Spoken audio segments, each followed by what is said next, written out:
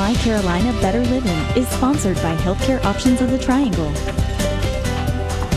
If you sometimes feel like you have lots of chatter going on in your head, but you can't find the bottom line, we have some help for you this morning. Our life coach, Lisa Thomas of the P3 Group, is here to explain how to get a handle on the committee in your mind. Wow, Lisa, what is the committee in your mind? Like, what in the world is that? What is that anyway? Well, you know what? It's so interesting because all the time we have this perception. We're perceiving all the time. We're judging all the time.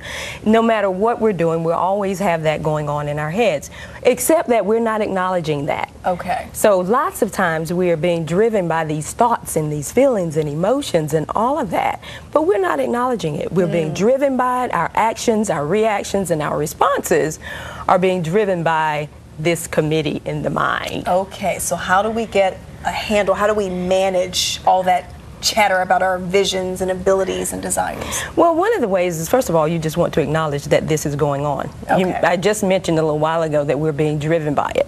Our actions and our responses are being driven by that. Some of those common things that may come up, particularly when you have a big vision or a big goal, you may say something like, can I do it? Is it possible? Oh my God, what if people find out I'm not who they think I am? Or am I equipped? You know, so these are some of the questions that come up, and those questions and those answers, who's asking and answering those questions is the actual committee in the mind. So you want to know that that is the committee. Now, the question is, I think, how do you begin to deal with that, really? Yeah. Like, that's the important piece. So you want to acknowledge it, number one. You want to fully acknowledge and engage yourself in this conversation call. I do have this board of directors in the mind, you know? It's not just, you know, some, you know, chatter. It really is a board of directors. So you want to acknowledge that. And then what you want to do is give them some names. Oh, okay. You know, so because identify, you know, give them a name? Yes, give them a name. I mean, if you think about it, every committee has a few board members, Right. You know who they are, right? And this is the fun part. You want to have fun. Life is meant to be fun. It shouldn't be heavy. So give them some names, and some of those names can be, most prominently, is Judge Judy. Okay. Because you're always judging.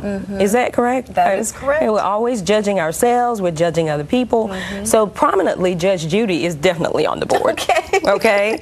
And then there's someone that's probably dominating the situation. That happens on a board. Yeah. Sometimes you have someone that's protecting another. That happens on the board. Okay. Sometimes you have someone that's manipulating the situation. So that's always on the board. Sometimes you have someone that's laid back and shy.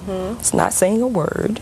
They're on the board. Maybe there's an angry person on the board. Okay, so once you know who these people are, then how do you use that information to your benefit? Well, one of the ways is now you know who the board members are. And sometimes if you're driven by that, then you lose your power. So if you know what your vision and mission is, there's more power in allowing the vision and mission to drive your actions versus the committee in your mind. So another really good example is this. I have one called Mad Max. Remember I talked about being angry and dominating? And sometimes she pops up, and I know she's up because I have some kind of anger going on inside. So I now know, because Mad Max has just rose up on the scene of my life. I ask myself, what is my vision? What is my mission? What is my goal here, really? And now that I know that and I'm present to that, I'll allow that to drive my decisions, my choices, and my actions. Okay. So that's how you actually make the shift. Should you embrace all this? Absolutely, because it's a part of you. I mean, it is a part of who you are. So you want to embrace, honor, appreciate, and even celebrate all parts of you. The reason that sometimes we can't achieve our goals is because we deny ourselves the celebration of all of who we are. So you do want to celebrate and honor you, all of you, even the parts you don't like. That's pretty powerful, Lisa. Absolutely, absolutely. Okay. Well, thanks so much for sharing with us how to get a hold of that committee in the mind. I love that phrase. Yeah, well, just remember that the power lives within you, and it's always been there. So if you can choose your thoughts, you can choose your actions. You have to write that down before I forget it. Absolutely. Thanks, Lisa. Thank and you. more information about Lisa from the P3 Group on our website, mycarolinatoday.com.